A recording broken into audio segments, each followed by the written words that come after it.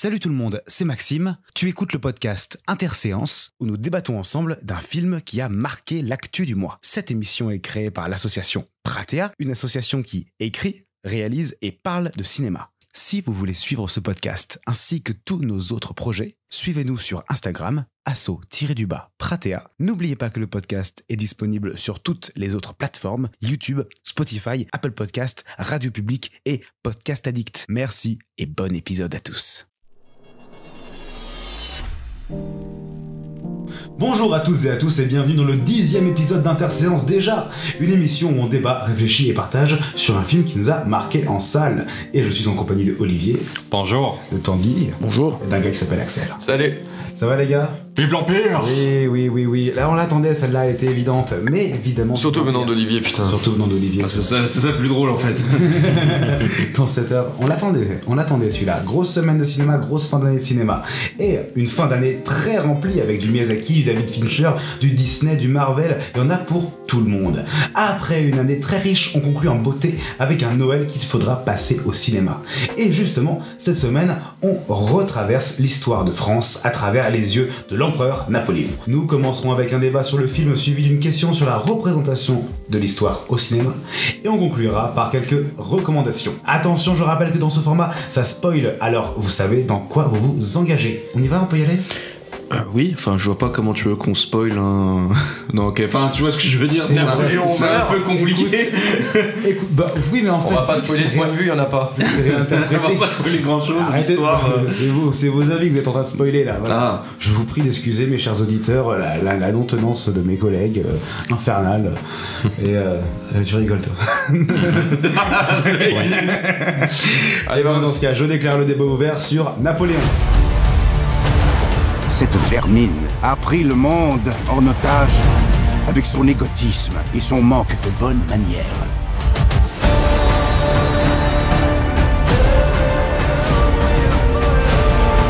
Tu crois être un grand homme. Mais tu n'es qu'une toute petite brute et tu n'es rien si je ne suis pas avec toi. L'Europe tout entière unit ses forces contre moi. Que se passera-t-il si tu reviens vaincu ? Majesté, on est découvert. Bien.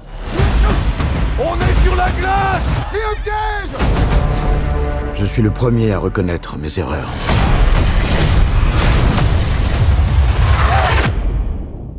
Seulement, je n'en fais jamais. Les origines de Napoléon et de son ascension aussi impitoyable que rapide depuis sa promotion à l'époque de la Révolution jusqu'à ses derniers jours à travers le prisme de sa relation addictive et explosive avec sa femme et unique amour, Joséphine. On a eu l'occasion cette année de revenir sur beaucoup de grands réalisateurs, comme Spielberg, Scorsese, Nolan ou Cameron, et c'est une autre légende qui nous vient aujourd'hui en la personne de Ridley Scott. Une carrière phénoménale, jonchée de classiques en tout genre et à toutes les époques. En effet, Scott, c'est un maître de la science-fiction, avec Blade Runner ou Alien, mais également des grandes fresques historiques, avec Gladiator ou Kingdom of Heaven. On dit Heaven, Olivier ? C'est Heaven ? Heaven. Allez vous faire foutre. Et on dit Blade Runner.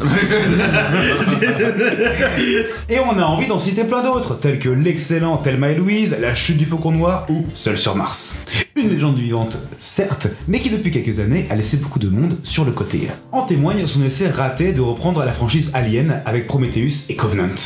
Mais aujourd'hui, il s'approprie une partie capitale de l'histoire de la France et de l'Europe à travers l'icône de Napoléon. Alors, Scott arrivera-t-il une nouvelle fois à marquer l'histoire du cinéma ?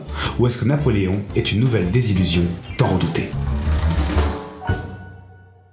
Alors les copains, c'est parti. C'est un film quand même qu'on attendait pas mal. J'aimerais bien, avant qu'on, comme d'habitude, on fait les petits prélis.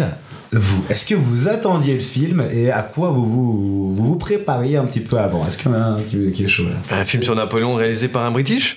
Bah voilà, non mais en fait... Je rigole, on ne jugera pas de ça. C'est comme d'habitude, depuis je sais pas, Prometheus, en fait, c'est Ridley Scott qui fait un nouveau film, t'es là, ah c'est cool, ah c'est sur Napoléon. Ouais, ok, bon c'est peut-être bien, on sait pas, et après, bah non. Après, ça ne se passe rien. Après arrive la bande-annonce, où la bande-annonce est plutôt encourageante. La bande-annonce est plutôt encourageante, mais est mensongère. sur les thèmes du film. En fait, toute la promo est pas mensongère. Alors, on va venir ça. Calmez-vous, Tornado. C'est bon, faut décaler tout de suite. On va y aller doucement. D'abord, quoi est-ce que vous vous attendiez, et en sachant que c'était Ridley Scott surtout. Est-ce que vous avez un rapport, quel est votre rapport avec Ridley Scott? Toi, Olivier, dis-moi. Alors, c'est Ridley Scott, je suis assez ambivalent. Il y a aucun doute que c'est un génie sur beaucoup de manières. Il est capable de non seulement faire des bons films, mais d'avoir des idées qui sont tellement novatrices que ça révolutionne le cinéma. Où il fait un film et tout le monde après essaye de l'imiter, de s'inspirer de lui. Ça, c'est une marque de génie, parce que ça montre qu'il a la capacité, par son génie même, de transcender les codes établis, la forme, tel que tout le monde après le voit comme une nouvelle base. Pour donner un petit exemple, c'est vrai que toute la vision du cyberpunk qu'on a aujourd'hui, mais c'est Blade Runner. C'est Blade Runner. Et c'est bien le visuel, hein. On parle pas forcément de l'histoire du scénario, on parle vraiment de... même les thématiques. Après, c'est Philippe Cadic, évidemment, qui est mis en place, mais l'esthétique même, qui revient à chaque fois, c'est lui. C'est fou de se dire ça, c'est que tout notre imaginaire porté autour du cyberpunk, qui est un genre très présent aujourd'hui, et ben ça vient de Ridley Scott. C'est à lui qu'on lui doit ça. Et également, c'est à lui qu'on doit aussi une partie de l'horreur. Je dirais même pour Alien, il a influencé absolument tous les films d'horreur qui se passent à peu près dans l'espace. Donc voilà quoi, c'est quand même un type qui a... de cette idée en plus de slasher huis clos un petit peu. Slasher, j'avais pas jusque là, mais je vois l'idée. Mais il y a une inspiration de slasher. C'est très intéressant aussi la manière dont Ridley Scott arrive à s'inspirer du film noir pour en créer des genres complètement nouveaux, comme le cyberpunk avec Blade Runner, comme je peux pas dire le titre original, le roman de Agatha Christie. Ah oui, avec les 10 personnes, il y en a un par un qui parle. Ça, c'est Alien. Et il s'est aussi inspiré du roman noir dans ce cas-là pour révolutionner la science-fiction aussi. Et donc vraiment, il arrive à prendre des genres qui normalement devraient être radicalement opposés et il arrive à faire en sorte que ça devienne des ingrédients pour créer un plat ultra original. Et c'est ça qui est incroyable aussi, comme tu as dit, c'est qu'il arrive quand même, en plus, c'est un réal qui va dans plusieurs époques. C'est pas que un réal de science-fiction. Cameron, c'est un réal de science-fiction. Spielberg, c'est quand même non, c'est pas forcément un réal de science-fiction. Pas forcément, mais quand même, c'est principalement. Il utilise beaucoup, mais il y a beaucoup de films qui n'ont absolument rien à voir. Et en vrai, je suis en train de chercher dans ma tête, j'ai que 2 exemples en fait. On va en parler en fait, majoritairement. Je dis de la. Je n'ai que True Lies et Titanic en tête finalement. Je vais me taire. Dans ce cas, je vais mettre ma comparaison entre parenthèses parce qu'elle mériterait débat aussi. Ce que je veux dire, c'est que Ridley Scott a pu aller aussi dans le film historique, qu'il a pu aller justement dans le futur, mais également à l'époque de Gladiator, où justement il représente déjà César, il représente une partie historique, une partie de l'histoire assez forte. César dans Gladiator ? Oui. Non, c'est pas César. C'est pas César dans Gladiator. C'est pas César. Non, c'est Auguste. Il joue Auguste, un truc du genre. Bah allez, j'ai le portable, on y va. Pardon. C'est quoi ? Il y a marqué qui s'appelle Commode. C'est Commode. Oui, c'est Commode. C'est Commode. C'est pas drôle. Je suis désolé, dans mes souvenirs, je sais pas pourquoi j'ai rappelé que c'était César. Mais on voit aussi quand même qu'il arrive à aller dans plusieurs genres. C'est-à-dire qu'il peut autant aller dans la science-fiction qu'il peut aller dans le film historique et des gros moments de l'histoire. C'est-à-dire que voilà, Kingdom of Heaven, c'est les croisades. Gladiator, c'est quand même les arènes romaines à l'époque romaine glorieuse.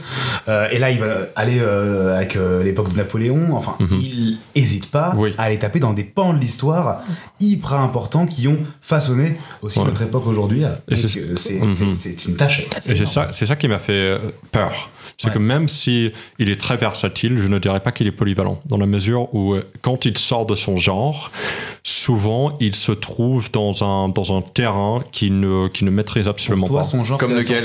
Et j'ajouterais Comme lequel, par exemple ? Des films où il rate totalement. Non, parce qu'il y a des films où il sort de son genre entre guillemets, mais qui sont pourtant réussis, comme Thelma et Louise ou.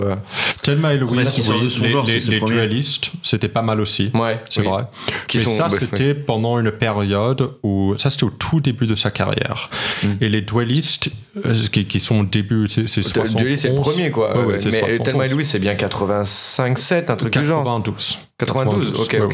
Et là, je ne peux pas commenter parce que malheureusement, je n'ai pas vu Thelma et Louise. D'accord. Mais j'ai vu Kingdom of Heaven, j'ai vu The Counselor et d'autres. Et là, souvent, il y a House of Gucci aussi. C'est vrai, j'avais oublié celui-là. Qui est manqué, je l'ai pas vu. Tout le monde a oublié, je pense. Contrairement au dernier duel l'année d'avant. Que personne n'est allé voir non plus. Malheureusement, parce qu'il était pas mal. Malheureusement, parce que je l'ai trouvé génial. Oui, il était génial. Une sorte d'adaptation moderne de Rashomon, c'était vraiment pas mal. Mais en termes d'historique, je pense que il a un intérêt pour l'histoire, mais son intérêt particulier, sa vision de l'histoire, fait en sorte que c'était la dernière personne à réaliser Napoléon, à mon avis. Pour réaliser Napoléon, réaliser peut-être le film qu'on aurait aimé voir sur Napoléon aussi. Non, un film réaliste sur Napoléon. Un film réaliste. De par sa filmographie, de par ce qu'il a fait avant. Dans la mesure, c'est sa perception de l'histoire, je dirais. J'étais en train de regarder Kingdom of Heaven, et qui est un film qui est très bien fait, et il va prendre une liberté historique, où les gens qui font les croisades sont en fait des hommes du 21e siècle qui sont des relativistes culturels qui vont se dire bon, si les musulmans vont prendre l'Israël, c'est pas grave du tout, il faut que nous soyons ouverts, etc. Et pourquoi pas, mais ça c'est pas des gens au 12e siècle. Et quand je regardais ce film-là, et ensuite j'ai vu que Napoléon sortait, je me disais merde, un gars qui va faire un film comme ça, qui va vouloir rentrer, on va dire, dans des codes d'aujourd'hui, une personne qui est probablement, j'imagine, car c'est à Hollywood, n'est pas un grand fan de cette idée d'un expansionnisme occidental royaliste, c'est pas bien qu'il fait un film sur Napoléon. Ou alors il peut s'y montrer très critique, et si c'est quelqu'un de 100% honnête, il peut jouer avec cette nuance-là. Spoil, c'est pas le cas. Le problème que j'ajouterais avec Ridley Scott, et ça se ressent, enfin, je pense aux 2 aliens qu'il a fait, enfin Prometheus ne compte pas, mais bon, vous voyez ce que je veux dire. Et c'est qu'il y a aussi son ego qui des fois prend un peu trop le devant sur ses films, où il veut un peu se donner les films c'est des films qui sont quand même assez ambitieux, très impressionnants. Napoléon est très impressionnant, mais il y a vraiment ce côté où je sais pas pourquoi, et ça se ressent surtout dans Alien, il a envie de toucher certains thèmes et il veut pas. Je n'ai absolument pas la phrase qui me vient en tête, je suis désolé, mais je sais pas si vous voyez ce que je veux dire, dans le sens, il essaye de montrer vous avez vu, je peux parler de ça, vous avez vu comment je suis intelligent, j'ai un gros cerveau, mais ça sans y avoir de point de vue, sans avoir de point de vue réel. Et Alien, c'est totalement ça. On va parler qui est totalement ça. Je sais qu'on n'est pas encore sur Napoléon, mais Prometheus, c'est ça, c'est l'idée de voir pardon Maxime, parce qu'on peut parler de pas de couper avant, je suis désolé. C'est vraiment ce côté, essayer de créer une espèce d'odyssée pour retrouver les créateurs des êtres humains, et en fait ça devient juste un espèce de pour le coup un vrai slasher complètement pourri, où limite tu rigoles parce que t'as machin qui a glissé dans une flaque de sang et qui s'est donné un coup de fusil tout seul, enfin c'est n'importe quoi. Il y a un peu ce côté, et donc c'est vrai que quand on lui donne comme projet un film Napoléon, surtout que la dernière fois qu'un gros film Napoléon avait été, j'allais dire teasé, mais le terme est horrible, c'était peut-être celui de Kubrick. En vrai, c'est la reprise. C'est ça, c'est la reprise, c'est bien ça. C'est la reprise. Donc en plus de ça, il y a un peu une certaine pression. Et je sais que moi, par exemple, j'ai beaucoup connu Ridley Scott à travers Internet, à une époque où on sortait Prometheus et Covenant, et où il y a eu une espèce vraiment de vague de vidéos assez énorme qui ont craché sur le film. Je pense tous à Durandal avec son fameux va te faire foutre Ridley.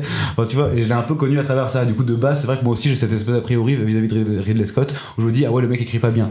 Et quand tu regardes Prometheus et Covenant, attention, sur Prometheus, il y avait beaucoup de changements de scénario. Pareil pour Covenant, il y a eu énormément de changements de scénario. C'est pas vraiment que lui, mais juste la façon dont il dirige. Je sais pas, il y a des fois, il se tape des délires. Je suis d'accord avec toi. Je trouve qu'il a une ambition visuelle complètement tarée, et il arrive à nous ancrer des plans dans la rétine.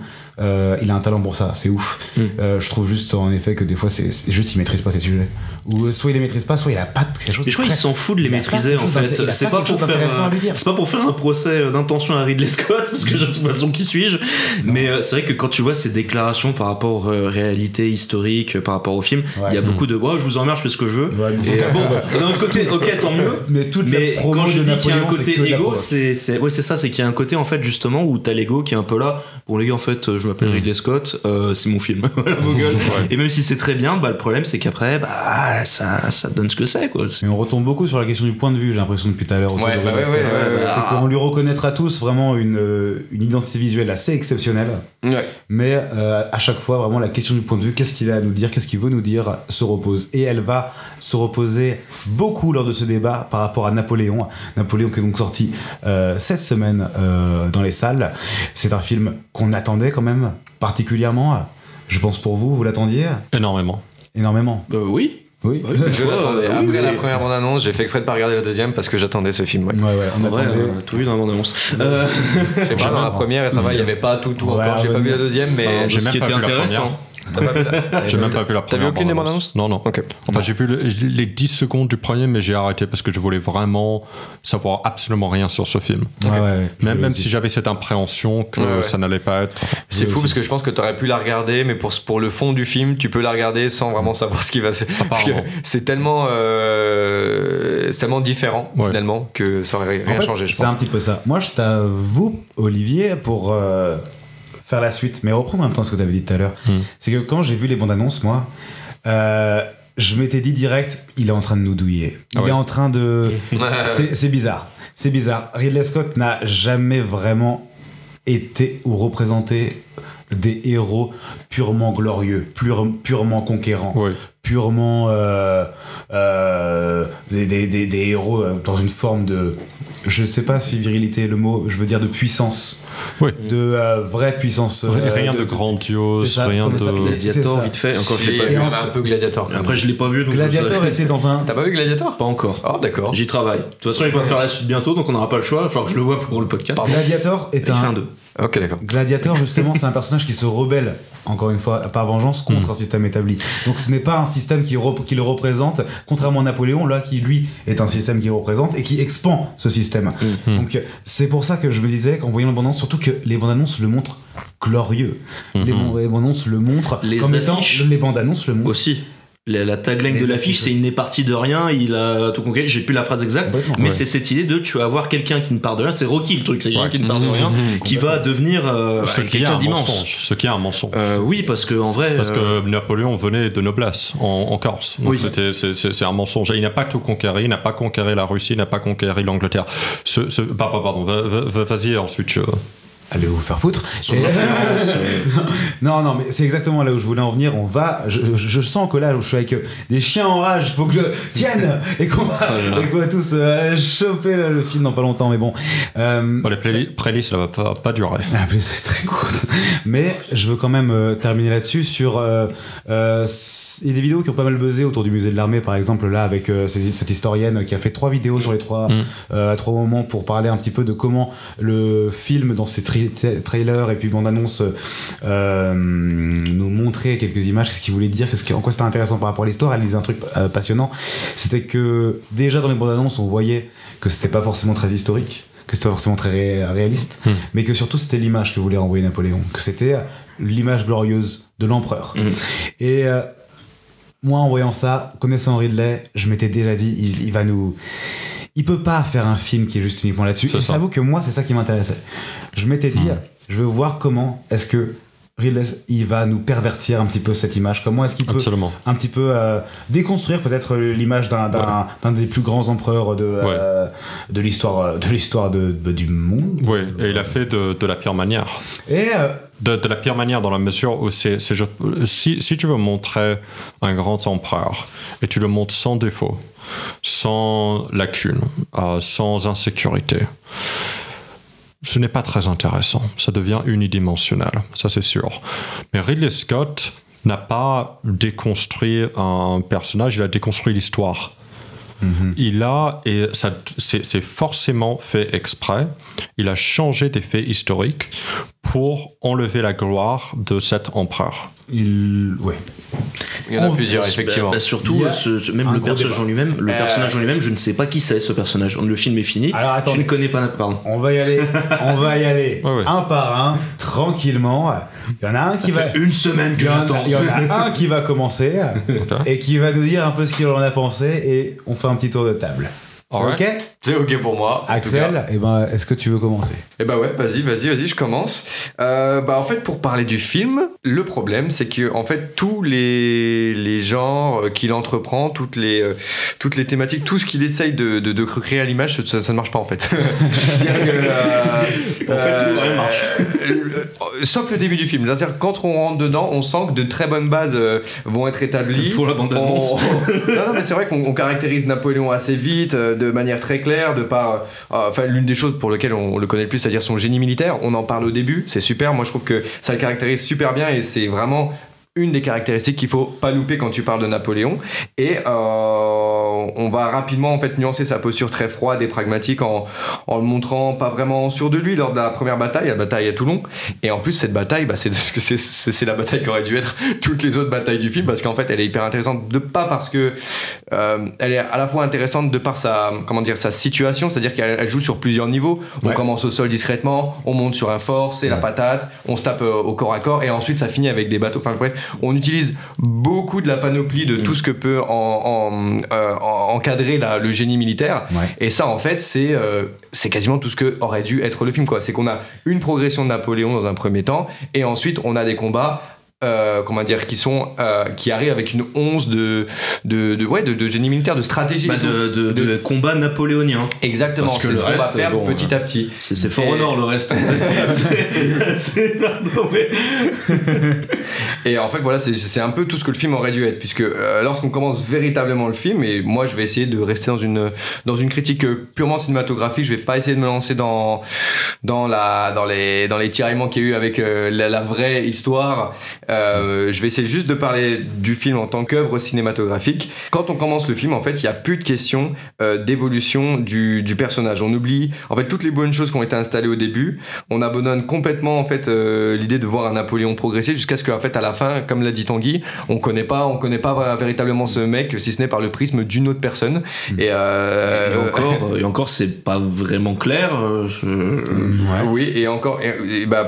Ça me permet d'amener le fil rouge que choisit Ridley Scott, c'est Joséphine. Et cette relation, elle va venir justifier quasi tous les événements du film. Et à partir de là, plus rien n'est vraiment organique. Tout s'enchaîne un peu bizarrement, comme si c'était forcé. On comprend même pas ce qui les attire, ce qui fait qu'ils s'aiment. Non, c'est là un peu pour être posé de la sorte et c'est comme ça. Et bien qu'on comprenne dans le film que c'est une relation carrément toxique, si je puis dire, il y a pour autant aucune vraiment alchimie. Tu vois, même si c'est pas un couple qu'on voit au cinéma dans une comédie romantique, tu vois, même au-delà de ça, dans leur relation, il n'y a aucune alchimie, quoi. Y a pas, c'est comme si ces deux persos, ils jouaient pas ensemble, en fait. Je sais pas, tu vois, ils ont l'air extrêmement opposés, de pas par leur caractérisation, mais juste dans la manière dont on les met en scène. Je veux dire, c'est vraiment, ils sont dans leur petit coin à eux. Il y a vraiment rien d'organique. On perd toute humanité, en fait. Il n'y aurait pas de symbiose. Oui, voilà, c'est ça joue pas ensemble, en fait. Non, mais même, je ne sais pas comment ils se mettent, parce que quand même, c'est dans la vraie vie, je sais qu'on reviendra dessus de toute façon, ils avaient une relation qui était quand même assez intéressante. Là, je suis désolé, même si c'est le focus du film, déjà, même elle, je ne sais pas trop d'où elle vient, qu'est-ce qu'elle fait là, machin. Et même comment il tombe amoureux, pourquoi est-ce qu'il meurt aussi vite. Bon, après, Mœurs de perroquet, mais ce qui est marrant, c'est que à ce moment-là, ce qui est marrant, c'est que Ridley au moins il a choisi son point de vue, en fait. Mais en fait non, parce que il y a pas de point de vue clair et net sur le personnage. On balance entre plusieurs choses et c'est même pas pour le nuancer, en fait. C'est ça que je trouve ça grave, c'est le traitement des différentes facettes de Napoléon est comme inhumainement aléatoire. Ouais, c'est l'impression qu'on savait pas trop se décider sur ce qu'on allait raconter de lui, qu'on s'est dit tiens, ça serait bien de parler un peu de ça, puis de ça, etc. Et on arrive, comme je l'ai dit, à une sorte de soupe sans vraiment de vie. Il y a pas de vie, en fait, dans le film. C'est vraiment une impression qui ressort. Et s'il y a peut-être une once de point de vue à retenir, si on peut appeler ça un point de vue, c'est qu'il ne caractérise pas trop Napoléon comme un tyran. Ça, pour le coup, ça peut être apporté comme une certaine nuance vis-à-vis de certains points de vue d'autres que certaines personnes ont vis-à-vis de Napoléon. On essaye plutôt de le montrer comme quelqu'un qui a du cœur, avec cette scène que je trouve carrément maladroite où il y a un gamin qui veut l'épée de son père qui est mort dans la manifestation là, des royalistes au début du film. Et qui était l'ancien mari de Joséphine. On le montre aussi comme quelqu'un qui veut vraiment la paix dans l'Europe. Ça, c'est intéressant aussi. J'aurais jamais cru qu'il allait avoir cette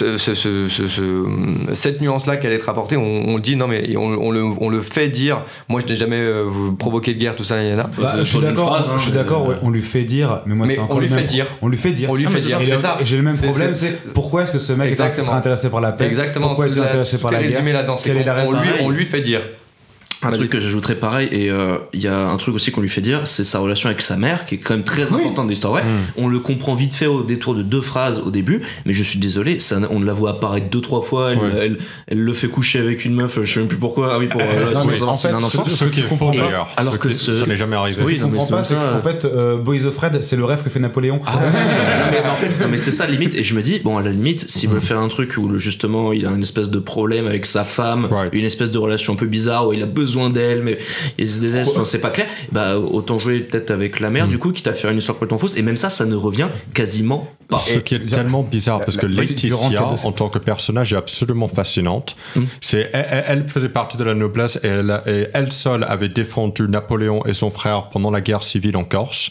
Elle était aussi extrêmement contre le mariage avec Joséphine. C'est pour ça que, tu sais, on a la fameuse peinture où il se croit roi, et on a Laetitia. Elle n'est pas dessus, et ils l'ont rajouté après en... Oui, c'est ça. Laetitia est dans la peinture, mais Laetitia était fondamentalement contre, et ils ont tout enlevé à ça, et ils ont ajouté quelque chose qui est complètement faux. Ce qui est que Laetitia lui dit, tiens, voici une gamine de 15 ans que tu vas sauter pour voir si tu es fertile ou pas. Ce qui est complètement con, parce que Napoléon avait eu plein d'enfants avant. Mais surtout, avec d'autres femmes. Mais surtout, il a pas mal trompé sa femme, en fait. Oui, c'est un truc dont il a eu des enfants.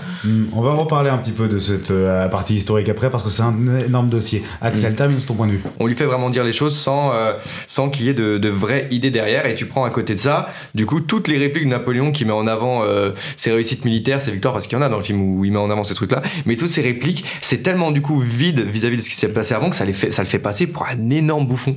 On l'a jamais vraiment dépeint comme ce grand conquérant, personnellement, comme ce grand génie militaire, même si ça commençait bien, ça a jamais été le cas. Son couronnement, la scène de son couronnement, et je la trouve anecdotique tellement il y a pas de poids précédemment, en fait. On a juste l'impression d'avoir une scène clé sans tout ce qu'il y a autour, sans le background, sans la mise en scène nécessaire.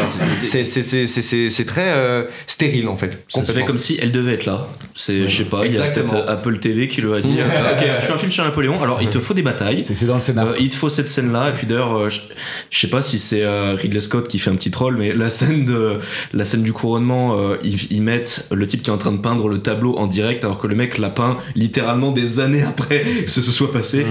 Mais je sais que c'était un des débats qu'il y avait eu, mais au final, bon, ça c'est des trucs dont on se fout tellement le film a vraiment d'autres changements historiques qui sont vraiment très très graves et qui influent le narratif. Donc voilà, c'était juste le truc. Pardon. Je suis vraiment le mec qui revient sur le film à chaque fois, ça part toujours sur l'histoire. Je vais essayer de revenir sur le film et pour parler du coup forcément des combats, parce que c'est un film sur Napoléon en fait.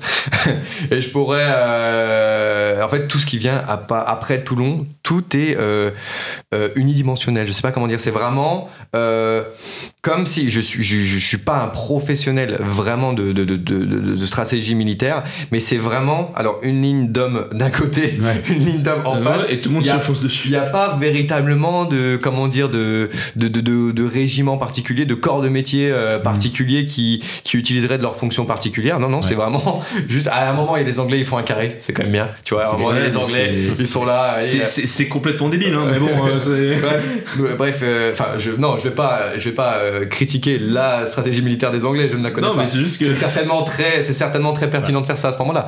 Mais ce que je veux dire, moi je parle de mise en scène véritablement. C'est vraiment tout ce qui arrive après Toulon, donc ça peut être Austerlitz, Waterloo et même celle qui est entre ou avant, je sais plus. C'est laquelle.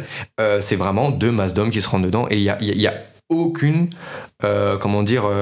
volonté de vraiment mettre en avant un véritable génie militaire. Ce que je trouve que c'est vraiment dommage quand on parle de Napoléon, qui est dépeint comme étant le général, le conquérant avec le plus grand génie militaire de l'histoire. C'est quand même je suis pas aussi radical que toi sur ce point de génie militaire, mais je comprends. On le met vraiment en avant au début, enfin même pas le mettre en avant, juste vraiment le signifier un peu plus quand même. Effectivement, c'est extrêmement symbolique. simplifié quand même. C'est extrêmement simplifié pour que nous, simples mortels, on puisse comprendre un petit peu ce que c'est que la stratégie militaire. Mais c'est juste, tu sens le factice, tu sens que c'est là, c'est là pour faire dire en fait. Moi, excuse-moi, il y a aucun de ces répliques là quand elles sont arrivées qui me paraissaient véritablement sincères. Genre, tu sens que la question elle est pas là. Tu sens que en fait on veut raconter une autre histoire qui est vraiment inintéressante pour un film de 2h40.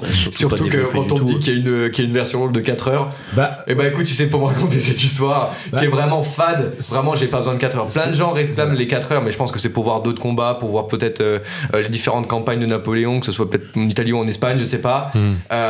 Peut-être que c'est intéressant pour ça. Tu veux voir un petit peu tout ce que l'équipe des décors ou à la photo ce que ça fait, parce que la photo est quand même super sympa, je trouve, surtout pour la bataille de Toulon, est incroyable. Mais voilà, sinon non, en fait ton film de 4 heures, garde-le. C'est en effet là où je vais rappeler ce truc là, c'est que c'est évidemment un film qui est coproduit par Apple TV+, comme l'était Killer of the Flower Moon, et le film a été conçu comme un film de 4 heures à la base.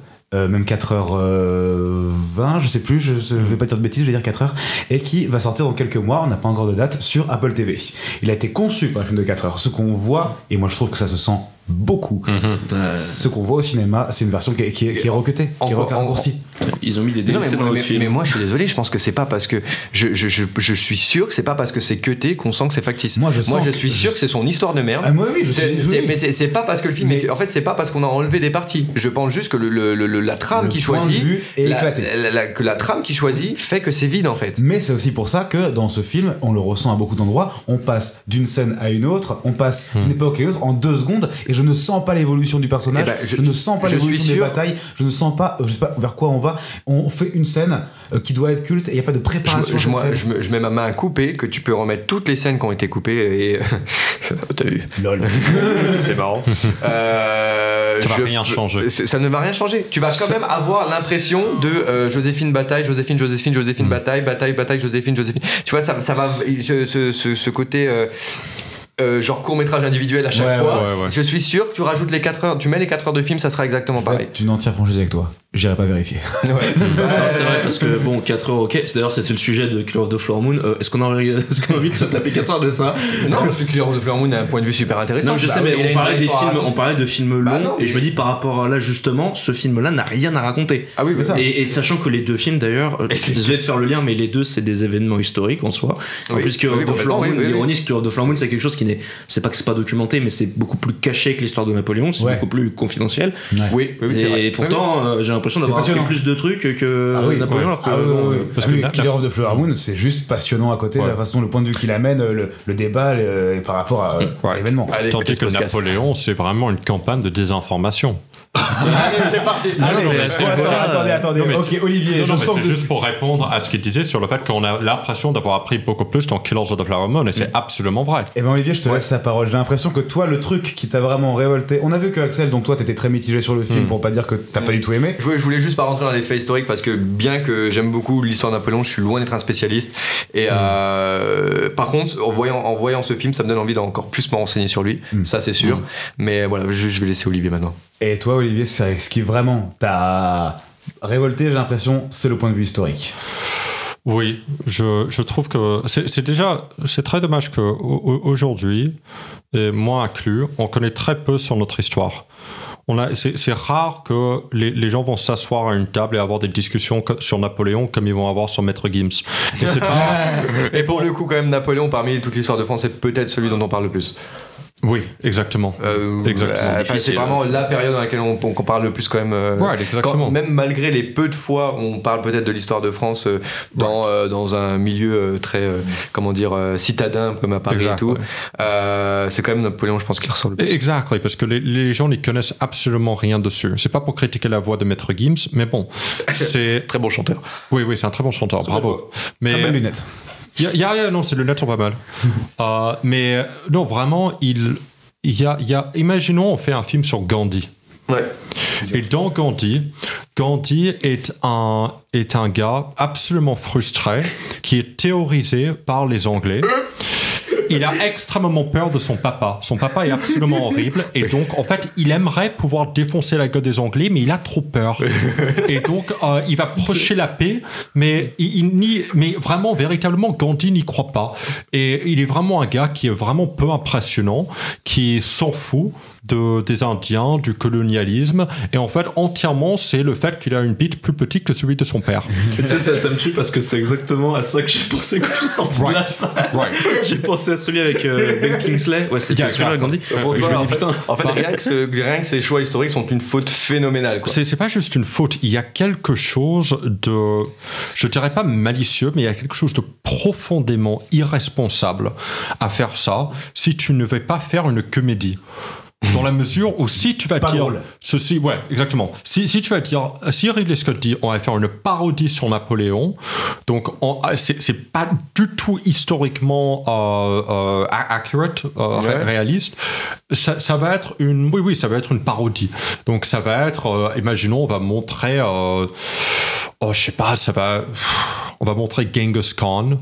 On va faire un film, imaginons, sur Hitler, mais dans celui-là, Hitler, il est gay, il est toujours heureux et il déteste les animaux. Genre un truc comme ça, un truc où c'est pas du tout vrai. Ouais. Là, ça aurait du sens. Mais dans celui-là, il y a certaines fautes historiques que l'on peut commettre. Il y a le fait que pendant le siège de Toulon, Napoléon a été blessé par une baïonnette, par exemple. Ok, ouais. Il n'était pas présent durant l'exécution de Marie-Antoinette. Effectivement. Bon, c'est pas très grave. Non, ça, c'est pas très grave. Il y a d'autres, par contre, qui sont un peu bizarres. Mais... excuse-moi, je voulais rebondir sur encore une question de point de vue vis-à-vis de sa présence à la décapitation de Marie-Antoinette. On sent qu'il veut nous faire dire un truc sur le personnage. On sent que parce qu'il lui fait un énorme reaction shot suite à la tête de Marie-Antoinette. On sent qu'il il veut nous dire quoi. C'est la suite de l'histoire de il veut nous dire quoi sur le point de vue que Napoléon a sur la fin du royalisme, tout ça. Qu'est-ce qu'il veut nous dire en fait? C'est tellement flou. On sent qu'il veut nous dire un truc, mais c'est là pour être là. J'interprète ça comme, je sais pas, il est en train de voir le royaume français être détruit. Il y a un côté, je sais pas, peut-être qu'il essaie de recréer ça. Mais en fait, le film ne parle pas de ça. Le reaction shot qui est monté dans le film, moi j'ai plus l'impression qu'il doute vis-à-vis de la fameuse révolution populaire qui est en train de se mettre en place. Moi, c'est ça qui me fait comprendre. Quand je vois ce reaction shot là, moi ce que je comprends, c'est qu'il a un doute sur cette réaction populaire. Moi, c'est l'impression que j'ai. Oui, non, mais exactement où il va présager ça. Il va peut-être être au courant de sa propre vulnérabilité. C'est un homme avec énormément d'aspiration et qui va voir une figure en puissance mourir. Il va ensuite dire maintenant c'est à moi de prendre le pouvoir, mais également les gens au pouvoir vont souvent finir avec des morts assez tristes et humiliantes. Et donc il y a peut-être quelque chose comme ça. Et dans ce cas-là, on s'en fout un peu. Le fait de changer quelques détails historiques, pourquoi pas. Il y en a qui sont des changements historiques qui sont bizarres et qui sont dus à la débilité de Ridley Scott. Dans la mesure où, par exemple, Joséphine a 6 ans plus que Napoléon. Ouais, plus âgé que Napoléon. Vanessa Kirby a 15 ans de moins que Joaquin Phoenix. Et donc, ça a fait d'ailleurs polémique au début du tournage. D'ailleurs, ils ne vieillissent pas du tout le film, mais ça c'est bon. Oui, ça c'est aussi intéressant. Ce qui est très bizarre parce que il y a évidemment un lien entre Laetitia et Joséphine. Il y a le fait que il y a une sorte de complexe d'Oedipe qui se passe, qui est suggéré à un moment quand Laetitia dit à Napoléon de se soumettre à elle, et elle fait une référence à sa mère. Tu parles de Joséphine quand tu dis Laetitia? Il y a un moment où il est avec Joséphine. Oui, Laetitia c'est sa mère. Oui, Laetitia c'est sa mère. On dit qu'elle se soumet à elle. C'est Joséphine qui demande de se soumettre à elle. Oui. C'est ça? Oui. Et le fait qu'elle est infiniment plus jeune, ça enlève un énorme symbolisme qui est... Elle représente une figure maternelle pour Napoléon. Ainsi, la raison pour laquelle il est tellement un coq et un simp. Ça me bute parce que ça aurait vraiment été dans le sens de l'histoire que vous nous montrez de la Scott. Exactement. Pourquoi il ne nous l'a dit pas? Parce qu'il est débile. Je comprends pas aussi. La nuance, toujours. Non mais comment Non mais écoute, Ridley Scott, c'est le sorte de mec qui va faire une scène. Je me souviens dans Prometheus, le gars, le géologue, qui va voir l'alien sortir, il va faire je veux le toucher. Genre Ridley Scott en fait, je ne sais pas s'il est sénile, je ne sais pas, mais il fait des trucs vraiment cons des fois. Ça c'était débile. Alien Covenant, ce n'est que ça. Oui, c'est que ça.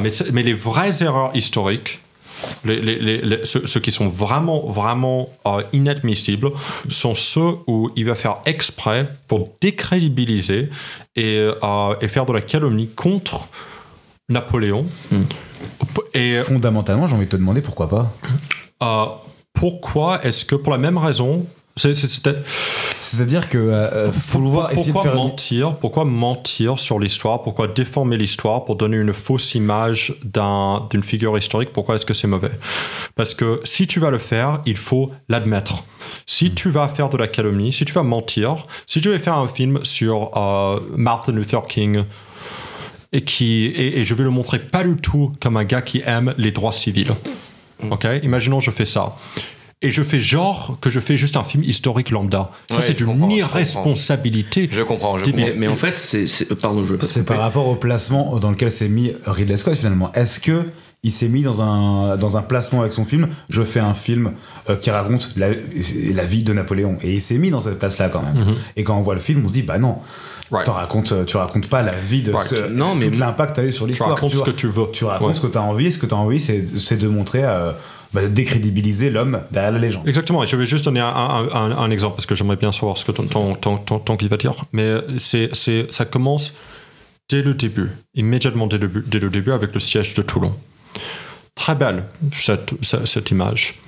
Par contre, cette bataille, c'est entièrement fabriqué. Ça ne s'est pas déroulé comme ça du tout.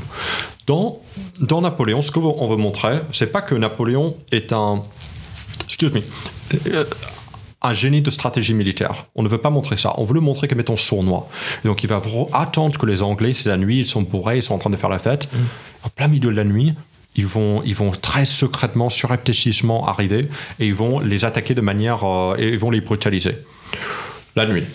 Ça, c'était pas la bataille de Toulon du tout. C'est un énorme mensonge. Exactement. Mais est-ce que cette réécriture de la bataille vient véritablement être importante et dangereuse vis-à-vis du point de vue historique? Est-ce que ce changement-là... Absolument. Parce que les autres arguments que tu as avancés étaient très pertinents. Je trouve que tout ce que tu as dit était vrai. En revanche, pour cette question de la bataille, puisque là, c'est dans un but cinématographique autre que la trame de l'histoire autour... et le point de vue de Napoléon, là, pour moi, c'est moins important. C'est moins grave. Pas moins important, c'est moins grave. Dans la mesure où... Et surtout, où moi, je trouve que ça parle de son génie militaire. Montrer un Napoléon sournois, c'est montrer un Napoléon... Ça fait partie d'une catégorie de génie militaire. N'importe quel débile, n'importe quel racaille peut t'attaquer en plein milieu de la nuit pendant que tu dors ou pendant que tu fais la fête. Peut-être que le génie justement est là, et peut-être que le génie de la question est qu'il le fait contre une putain d'armée. C'est pas sournois. Mais lui, c'est une armée aussi, dans la mesure où n'importe quelle armée peut faire ça. Et donc, pour reprendre l'exemple de Martin Luther King, imaginons je vais faire un film sur lui et je vais commencer sur le speech I have a dream. Yeah. Ok. Et on arrive. Et on a Martin Luther King qui arrive et qui fait « Faites-toi enculer !» et qui commence à gueuler ça à tout le monde. Et dit « Il faut couper tout la gorge des gens qui ne sont pas d'accord avec nous. » C'est différent. Là, non. Non, mais je vais vous dire... comparaison... parce que juste pour être absolument clair comme ça, nos auditeurs... parce que peut-être je m'exprime mal, mais Napoléon a attaqué les Anglais durant la journée et a fait une stratégie extrêmement rigoureuse et intelligente contre eux. Et c'était une bataille où tous les deux opposants étaient au courant de cette bagarre. Il ne les a pas attaqués par surprise la nuit. Ceci est un énorme mensonge. Maintenant, mais moi, là, ce sur quoi j'aimerais t'entendre, c'est en quoi ce mensonge-là, lui, est véritablement important dans l'éducation des gens vis-à-vis de l'histoire de Napoléon. Est-ce que moi, ça me semble pas être l'élément qui véritablement est dangereux? Parce que ça montre l'inverse de son caractère. Ça montre l'inverse de la personnalité de Napoléon. Ça montre Napoléon comme un stratégiste perfide et un gars qui est aussi lâche, qui ne peut pas simplement attaquer quelqu'un. Attendez, s'il vous plaît. Ah non, il y a pire. je vais vous dire en fait c'est quoi la raison. C'est pas une question juste de représentation pour moi, c'est en plus même le film il est pas tant que ça anti-Napoléon ou quoi que ce soit, d'ailleurs c'est même pas la question, c'est juste que c'est, comme je disais au début, Ridley Scott il a l'occasion de faire un film Napoléon, une grande figure, toute la promo est là pour montrer à quel point ça va être une espèce d'odyssée, de conquérant incroyable, et en fait tout son film là il va faire, bon bah écoutez je suis Ridley Scott, je vais prendre la tête du gars et je vais la mettre dans les toilettes en boucle. Ce n'est que ça, faut pas aller plus loin que ça, et c'est pour ça que le film d'ailleurs ne va pas plus loin que ça, même s'il y a une version de 4 heures, je ne pense que ce n'est que ça, que Napoléon qui est montré comme un espèce de mec qui arrive pas à bander, qui est un peu sournois, qui se fait courser pendant le coup d'état. Je sais même pas si ça c'est vrai, elle est bizarre cette scène, je sais pas. Le 18 primaire là. Oui voilà. Enfin voilà, ils veulent me tuer. Pour moi c'est ça, c'est juste que c'est Ridley Scott qui s'est dit je vais faire un anti-film historique. Donc toi ça va pas plus loin plus loin que l'argument il est con en fait. Ridley. Non, pas qu'il est con, mais qu'il sait ce qu'il fait, mais c'est juste que c'est comme ça. Mais pourquoi ? En gros, selon toi, tout le développement que Olivier fait sur l'inconscience de faire de ses choix historiques vis-à-vis de la réalité historique, c'est juste parce que Ridley il a envie de faire ça, faire ses propres conneries. Personnellement, c'est ce que je ressens avec les déclarations qu'il a faites, ce que je ressens avec certaines scènes qui sont montrées, comme par exemple la scène du couronnement avec le type qui, encore une fois, fait le tableau sur place, qui est d'ailleurs montré, filmé. Alors que ça ne servait à rien, parce que la scène de couronnement, d'ailleurs la scène de couronnement n'était pas disposée comme ça, après ce que j'ai compris dans la réalité, mais elle était disposée comme le tableau, et toutes les vidéos qu'on avait vues, comme par exemple la fille dont on a parlé là, qui du musée de l'armée, du musée de l'armée, elle parlait de ce tableau là, le tableau était recréé, sa mère n'était pas là, beaucoup de choses, mais le fait juste qu'il incorpore le fait qu'on filme le type en train de faire le tableau, pour moi c'est juste une raison de dire aux gens bah écoutez les gars, c'est peut-être une figure historique, mais moi je m'en fous, je fais mon film. Oui, mais pourquoi moi je pense qu'il est justement très très intelligent, enfin je pense qu'il est intelligent, mais dans la façon de travailler le truc, en fait. Oui, quand il fait cette connerie là, et il l'a fait parfaitement consciemment pour moi. Pour moi, c'est conscient. Il y a un instant très précis dans le film où je situe que on est à aucun moment dans un film historique, et que vraiment Ridley assume visuellement à l'écran qu'il a envie de faire ce qu'il veut. Pour moi c'est les journaux. C'est les journaux français qui sont en anglais. Ça aussi. Tu vois, ça aussi, par exemple, les journaux français anglais, pour moi, c'est vraiment le moment où visuellement tu me dis cet objet ne peut pas exister. Exactement. Concrètement, dans la fiction. À partir de moi où je vois un journal français de caricature qui est écrit en anglais, je me dis on se fout de ma gueule. On se fout de ma gueule. non, mais c'est ça. Moi, c'est à ce moment-là où j'ai arrêté, j'avoue. À partir de là, ça n'a plus vraiment été un problème pour moi, la réalité historique. C'est à ce moment-là que t'as compris le message de Ridley, quoi. C'est à ce moment-là où j'ai fait d'accord. Ok, j'ai compris ce que tu veux dire, j'arrête. En fait, c'est vraiment ça. C'est vraiment le moment où je me dis, je ne suis pas là pour apprendre un truc sur l'histoire, je suis là pour écouter Ridley me raconter une fanfiction de Napoléon. Ce qui n'est pas mauvais en soi, mais je dis fanfiction parce que ça va pas très loin. Mais alors pourquoi faire ça dans la mesure parce qu'il veut parler d'une icône. En recherchant un petit peu, j'apprenais qu'à l'étranger, par exemple, Napoléon est considéré comme vraiment un dictateur pour les autres pays européens. C'est vraiment considéré comme un empereur. C'est quoi? Un empereur, il fait ce qu'il veut, hein. Oui, mais je veux dire, c'est considéré comme un dictateur. Nous, on le considère pas vraiment comme un dictateur. T'es fou. Non, mais tu vois l'image que certaines personnes ont de Napoléon, on le voit pas comme un dictateur. Évidemment, mais c'est vachement divisé en France. Il y a quand même énormément de c'est divisé, mais il y a des gens en France qui pensent que c'est un dictateur. Bon, alors là, non. Il y a des gens en France qui pensent que c'est un dictateur, mais il y a quand même aussi beaucoup de gens qui sont très fiers, et ça fait partie de la valeur. Mais c'est parce on est très divisé autour de Napoléon. Oui, mais évidemment, c'est parce qu'on apporte notre point de vue contemporain qui est parfois pas tout le temps pertinent, parce que le contexte, en fait. Parfois, c'est pas pertinent Parfois, je dis parfois, il faut être critique envers Napoléon, c'est sûr, mais parfois, c'est pas pertinent de le faire, parce que c'est notre époque, c'est bizarre de dire ça comme ça, mais dans le paysage français, sincèrement, le nombre de gens que je vois extrêmement critiques envers Napoléon et qui assument parfaitement de dire que c'est un dictateur, il y en a beaucoup. C'est vraiment pas un truc. Moi, je ne vois pas véritablement de fierté française autour de Napoléon en France, personnellement. Enfin, si, il y en a, mais la part autre est très très importante. Le sujet ne m'a jamais vraiment intéressé avant le film, et je savais pas trop. Moi, ce que j'ai pu constater, c'est que voir à quel point à l'extérieur de France, en tout cas, c'est c'est direct, c'était un dictateur et il n'y a pas vraiment. Comment t'as eu ce point de vue-là? Justement à travers des interviews et puis à travers des questions de Ridley Scott. C'était des Anglais ou pas? Oui. C'était des Anglais. La réponse à ta question. Mais vous cachez les Anglais dans votre. C'était des Anglais. C'était des Anglais.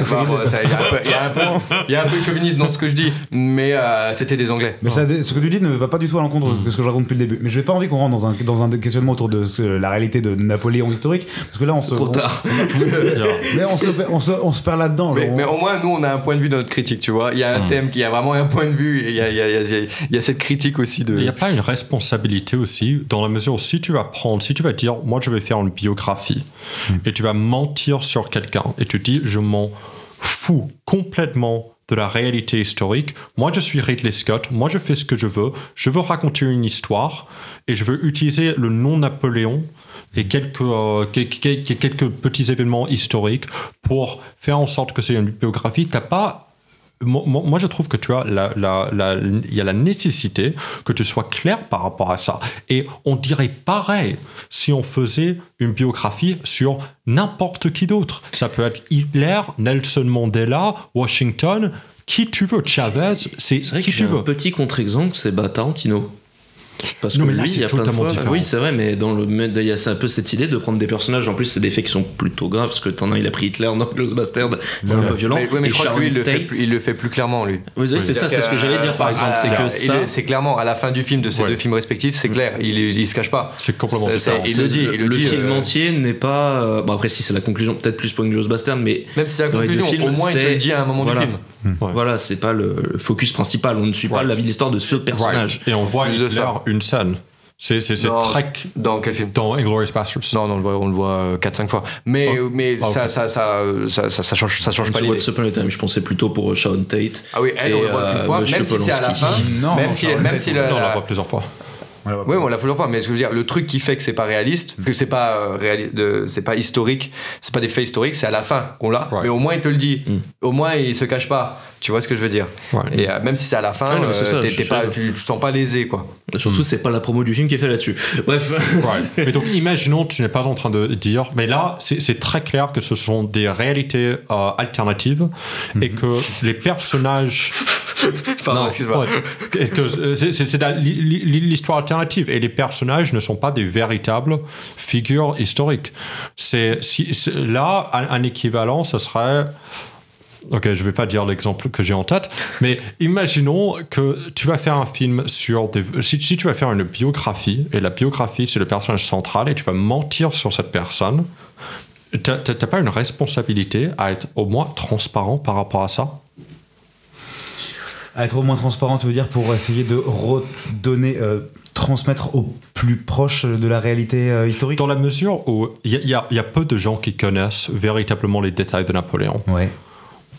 C'est les gens qui regardent ça s'attendent à voir quelque chose qui va parler de Napoléon, pas un personnage que Ridley Scott a inventé dans sa tête pour satisfaire son ego, pour valider son propre point de vue. Il y a une responsabilité là-dedans, comme si on faisait le truc de Gandhi. Et on inventait un personnage de Gandhi qui a l'encontre de vraiment qui c'est. Ou n'importe qui. Il y a une certaine obligation à être transparent et de dire ce Napoléon, parce que Ridley Scott a révisé Napoléon, je suis sûr il connaît beaucoup sur lui. Ce Napoléon que tu vas voir, ce n'est pas le Napoléon de la vraie vie. J'ai tout changé pour faire mon propre personnage. Même Joséphine. Pas exactement pareil, parce que même Joséphine, je suis désolé, je sais pas d'où elle vient, je sais pas, il y a 70% de ces scènes, c'est elle qui regarde l'horizon et qui ne dit rien. C'est incroyable parce qu'en fait ce film arrive à faire du tel, elle arrive à ne rien montrer et ne rien dire en même temps, des fois. Don't tell, don't show. Non mais c'est ça, c'est show but do the thing, je sais pas comment expliquer. Non, exactement. Mais en fait, Moi aussi, je trouve ça un petit peu de... Bah, on n'a pas entendu ton avis. Je trouve ça... Je pense que c'est le moment pour avoir ton avis. C'est le moment. Bah, en fait, ça m'embête un peu parce que j'étais totalement dans ton point de vue dès le début, Axel. C'est-à-dire que on peut un peu voir le film, que tu as dit, Olivier, de deux façons. Est-ce qu'on le voit, et moi, pendant mon visionnage, j'étais un peu entre les deux. Est-ce que je me dis, je suis en train de voir un biopic sur Napoléon, donc je suis en train de voir, je suis là pour apprendre un peu comment il a vécu, essayer de me rentrer dans son point de vue de Napoléon. Est-ce que je suis dans cette thématique-là, ou est-ce que je suis en train de regarder justement des gens déguisés en Napoléon et puis qui me racontent notre histoire. Entre les deux, c'est vrai que moi, c'est là mon problème, c'est que les deux me vont. Les deux me semblent être des points de vue intéressants, mais pour moi, aucun des deux n'est satisfaisant. Parce que quand si ils jamais... sont mixés. Pardon ? Quand ils sont essayés un peu mixés, quoi. Bah, ça veut dire que il y a plein de scènes où je sais pas où me placer. C'est-à-dire que je vois concrètement que ça n'a pas existé. Après, je fais des recherches, mais déjà, je le voyais. Alors, je sais que ça s'est pas passé comme ça. Donc, je sors de l'aspect biopic qui veut me raconter autour de l'histoire de Napoléon. Je me dis, ok, dans ce cas, c'est le moment où c'est Ridley Scott qui reprend le jeu et puis qui, là, veut me raconter un truc que lui... comment lui voit Napoléon. Mais je trouve juste que l'histoire qu'il veut nous raconter, elle est nulle. Oui, en fait, c'est complètement ça. Du coup, je suis paumé entre ces deux et je trouve les deux propositions un peu nulles. Et globalement, je n'ai rien contre l'idée de, comme je l'ai dit plusieurs fois, de déconstruire le personnage de Napoléon, le rendre plus ridicule, le rendre aller le chatouiller dans ce qu'il représente. Voilà, c'est pas la première fois qu'on le fait. Je trouve l'idée intéressante. Moi, je trouve juste que du coup, le choix qu'a fait Ridley Scott, qui est de se concentrer essentiellement sur la relation qu'il a avec Joséphine, et ben cette relation, comme tu as dit, Axel, elle est juste... elle ne marche absolument pas. Elle est complètement... Deux marionnettes qu'on fait parler. Ce sont deux marionnettes qu'on fait parler. Et là où déjà, moi, il y a un truc qui m'a fait chier, et ça me fait chier de le dire. Je trouve que Joaquin Phoenix joue pas très bien. Mais je trouve qu'il joue pas très bien, mais je vois aussi que la façon dont il est dirigé et le texte et les solutions qui sont il a pas de substance en fait. C'est il fait plus autiste que dans Joker. Il a pas de substance. Il a pas de substance. Je veux dire, j'ai passé. Il y a des choses que j'ai à la fin du film où je me dis, ça c'est pas censé passer. J'ai passé 2h40 sur un film sur Napoléon. Avec Napoléon, je ne comprends pas ce personnage. Je ne sais pas pourquoi il a de l'ambition. Je ne sais pas pourquoi est-ce que il a un génie militaire, ou disons comment il le travaille, comment il le met en place, comment il s'est imposé. Je ne comprends pas son rapport. Je ne sais pas pourquoi il est devenu empereur. Je ne comprends pas quasiment, ouais, je ne comprends pas son rapport à la France. On lui dit je te conseille de faire ça et c'est tout. D'accord, faisons comme ça. Quel est le rapport à la France de Napoléon ? Pourquoi est-il si attaché à cette contrée-là, surtout qu'il est corse au début ? Pourquoi sa mère est si importante au début et après elle réapparaît vite fait pour lui dire tiens une pute, elle apparaît de scène. Pourquoi ? Et surtout, bordel de merde de pourquoi il y a une relation toxique avec Joséphine. Pourquoi est-ce qu'il est amoureux d'elle ?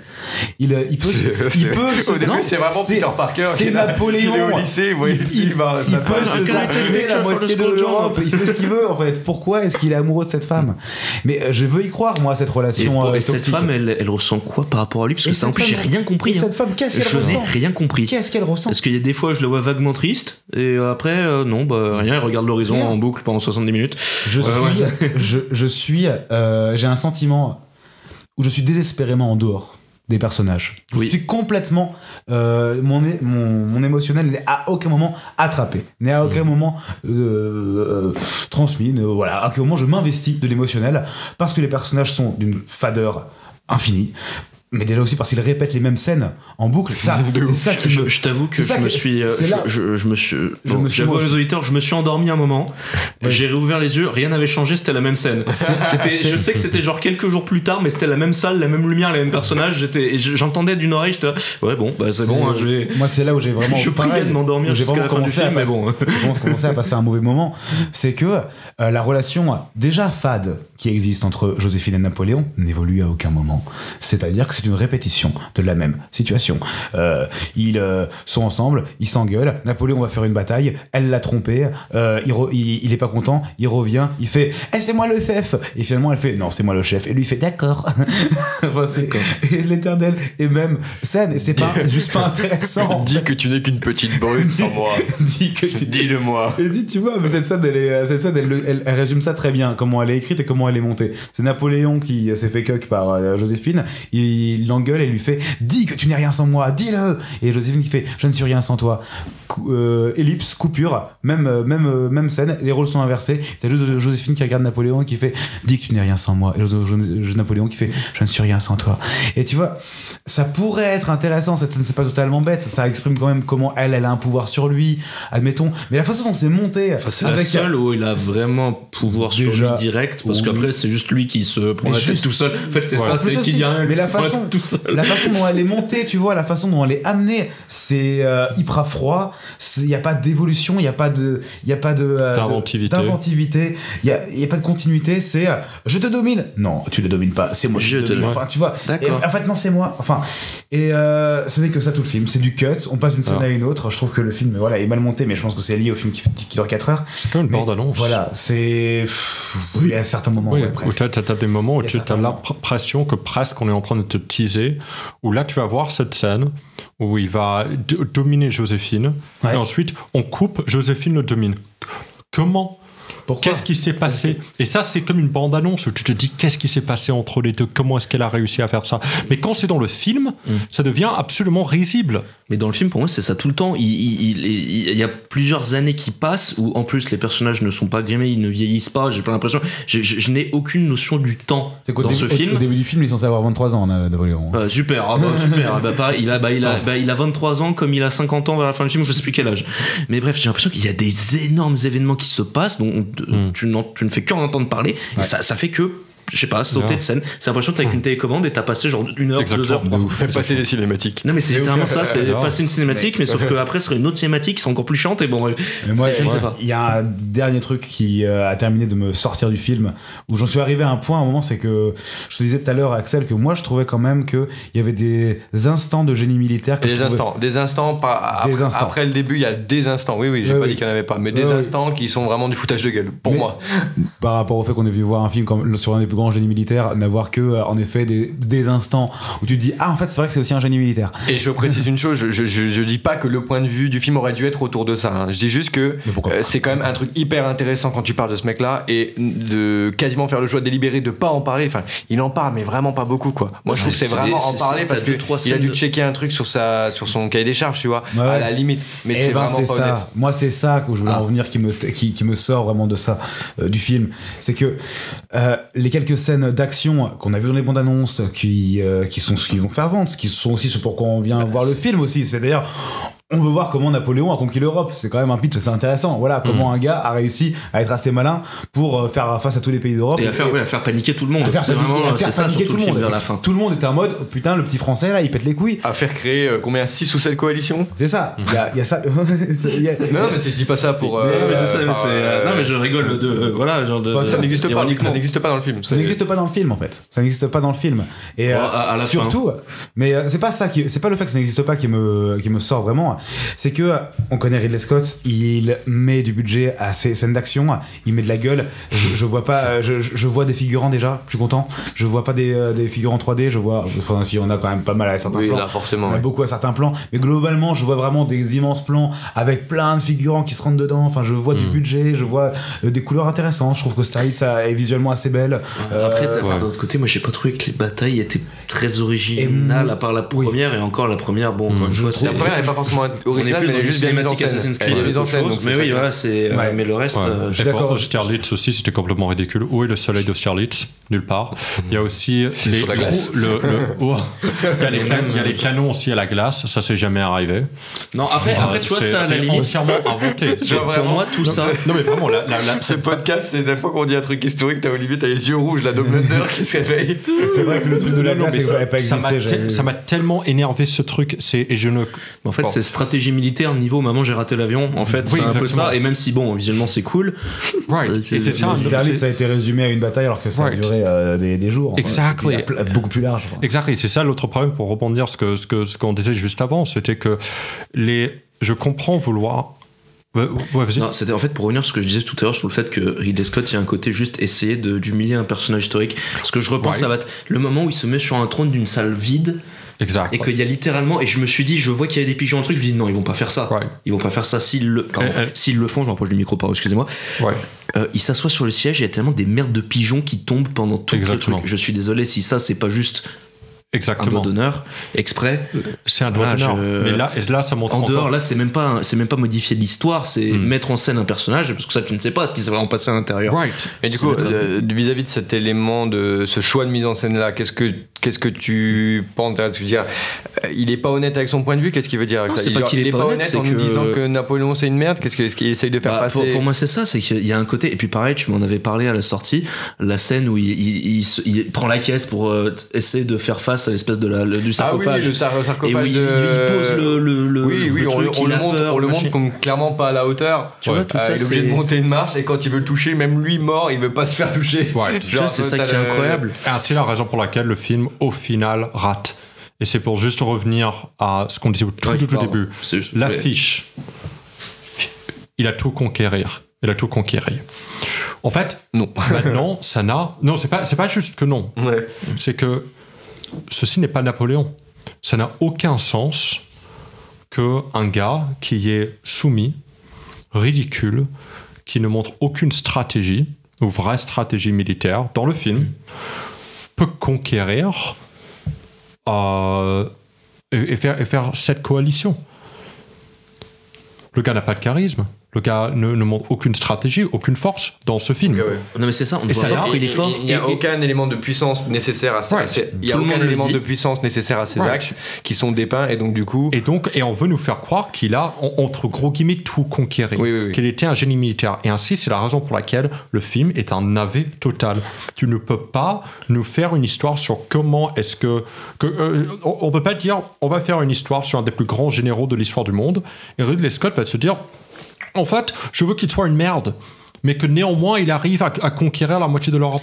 Ça n'a pas de sens. Tu peux pas avoir les deux. Un gars qui est une merde, soumise, coque, inintelligent, ridicule, pathétique, etc., ne peut pas être un génie militaire. Mais c'est vrai que ça, c'est le truc qui m'a rendu dingue pendant le film, c'est que d'un côté, t'as toutes les scènes avec... Si tu veux le montrer, un Napoléon qui est un peu plus faible, un peu plus... Ok, c'est très bien. Pourquoi pas, c'est intéressant. Mais en fait, d'un côté, t'as les scènes de bataille où là, d'un coup, le gars, il est devenu absolument incroyable, et absolument toutes les scènes où lui, il n'est pas là, mais d'autres dirigeants parlent de lui, c'est un tyran, c'est un génie, c'est un machin, le peuple français l'adore, le machin. Il y a ça en boucle où les gens te disent qu'il est génial, et de l'autre, toutes les autres scènes où le mec, c'est un loser qui lance du pain à sa femme, le bout de la Référence à Staline d'ailleurs. Référence à Staline. Ah, ok. Ouais. Voilà quoi, je ne sais pas, il n'y a pas de point de vue, je sais pas ce qu'il veut faire ce film. Et c'est vrai que là pour le coup je te rejoins, même avec Axel du coup, parce que vous voyez pas le de mon doigt, pardon, mais je vois pas même 4 heures de film au total, je ne vois pas ce que ça va rajouter. Ça sauve rien du tout. Si c'était un peu plus de belles images.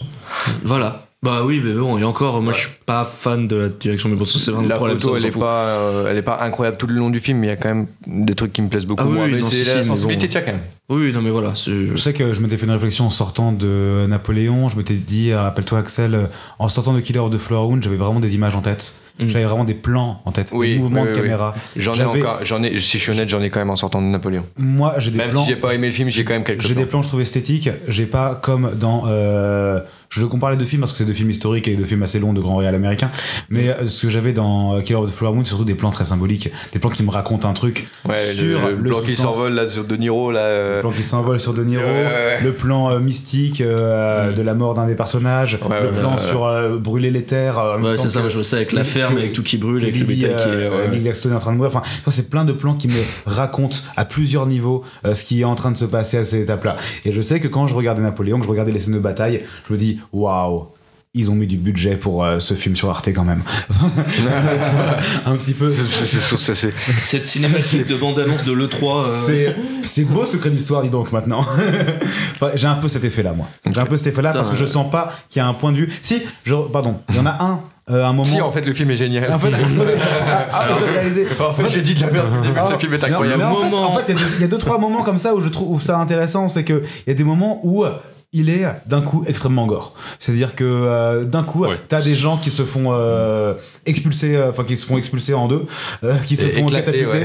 Voilà, le cheval qui prend un mortal comme ça. Je trouvais que c'était gratuit, mais bon. En fait, moi je trouve juste ça trop irrégulier. Genre, t'en as peut-être 3-4 à des moments, et globalement on s'en fout un petit peu. Mais t'en as 3-4 à des moments où t'es en mode waouh, c'est violent. Et c'est bizarre parce que la fin du film se termine sur le nombre de morts qu'a causé Napoléon. Du coup, je comprends pas vraiment ce qu'il veut nous dire avec ça, à part exactement. Ça a été une vraie merde, ce mec. Je les ai pas vu crever. J'ai vraiment ressenti, genre, la guerre, c'est mal. Oui, il y a des morts. Puis sans compter ensuite ces derniers mots qui sont complètement faux. Qui ont rajouté le fameux dernier mot. Et bon, je suis désolé, mais putain, mais la Joséphine, mec, elle joue pas dans le film, c'est un fantôme.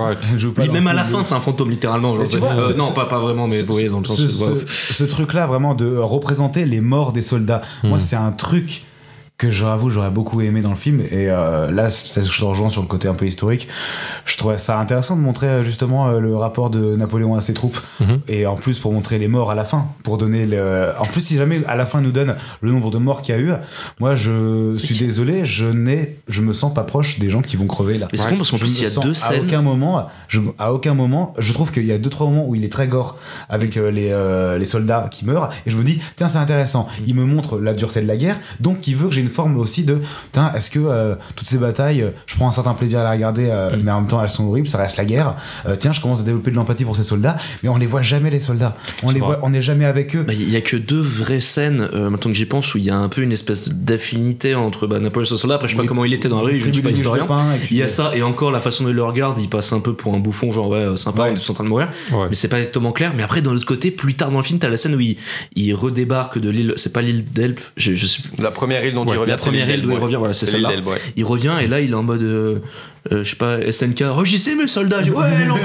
Je sais pas, au bout d'un moment vous voulez quoi, vous voulez que le mec non mais en fait c'est ça, c'est est-ce que vous l'aimez ce mec, ou est-ce qu'on est censé l'aimer, on est censé l'impression, on est censé le trouver que c'est une merde. J'ai l'impression que tous les passages en fait où on est censé le trouver cool, c'est les passages qui étaient dans la bande-annonce. C'est pour ça qu'on lui fait dire des trucs, c'est tout. Ce personnage, on a fait tout le film, on lui fait dire des trucs, c'est pour ça qu'il y a ces sortes d'énormes incohérences de point de vue qui arrivent, c'est parce qu'on lui fait dire des trucs, c'est tout. Parce que moi, il y a beaucoup de gens qui parlaient de réalité historique, oui il a pas fait ça, oui il a pas bombardé les pyramides, ok très bien, mais ça à la limite c'est cool, je m'en fous, mais là on a un point, en fait il y a des choses qui changent en plein milieu du récit et qui influent d'ailleurs le narratif du film et qui font que plus rien n'a sens, et ça je trouve ça plus grave que oui bon ok il y avait pas sa mère au couronnement, ok, mais là c'est à un niveau où en fait ça rajoute une couche de ouais mais alors, attends, mais du coup lui je ne comprends pas, je ne comprends pas, ce film ne parle de rien. Oui, qu'est-ce que tu me racontes? Ce film essaye d'être une espèce de drame romantique foireux, avec 2-3 scènes de bataille vite fait placées parce qu'il fallait, avec une scène de levrette au milieu, voilà où le mec est là, j'espère qu'on va voir un garçon, le petit bruit qu'il fait pour dire aux servantes de partir, c'est oh là là, tu sais, pour dire aux servantes de partir avant de sauter Joséphine là, ça n'a aucun sens cette scène. Parce que même s'il a une petite bite, imaginons, Napoléon quand même il est en train d'aller à 200 km/h, genre c'est pas juste et Joséphine elle est complètement nonchalante. Non mais c'est comme si en fait elle regardait la peinture en train de qu'est-ce que tu veux dire par là, juste pas au bout de quelle est la conclusion de l'argument, s'il te plaît? C'est juste ensemble. Oui, il y a ça, mais c'est juste aussi une scène, je ne comprends pas ce que je pense que Ridley Scott ne voulait pas. Je comprends ce que Ridley Scott veut nous dire à ce moment-là, si je le comprends. C'est peut-être, mais il ne sait pas comment le dire. C'est pas fin. No, it's not. It's so boring. Il n'a aucun intérêt pour la finesse et pour la subtilité de ces personnages. Pour moi, ça résume exactement ce qu'on disait au début avec Ridley Scott qui essaye de se faire passer pour quelqu'un qui met des grands thèmes. Là, il essaie de parler d'une espèce d'histoire romantique, sauf que non, ce n'est pas profond ce qu'il fait. Ce n'est pas profond. Cette scène-là le prouve. C'est un peu vulgaire, c'est basique. Rien que la scène où, encore une fois, il y a des merdes de pigeons qui tombent sur le truc, ça c'est gratuit. Non, c'est. Il n'y a aucun langage. Il y a une scène. Le mec veut être Kubrick, mais c'est South Park. Bon, j'exagère, mais. Il y a une scène. Et c'est très bien South Park, mais. En fait, il y a un plan que je trouve résume très bien ce qu'il y a derrière, très bien la médiocrité du film. Et c'est lorsque lorsque Napoléon est sur l'île de Delphes, et donc il est exilé, et pendant 3 mois il est sur cette île. Et il veut après un moment revenir pour reconquérir la France.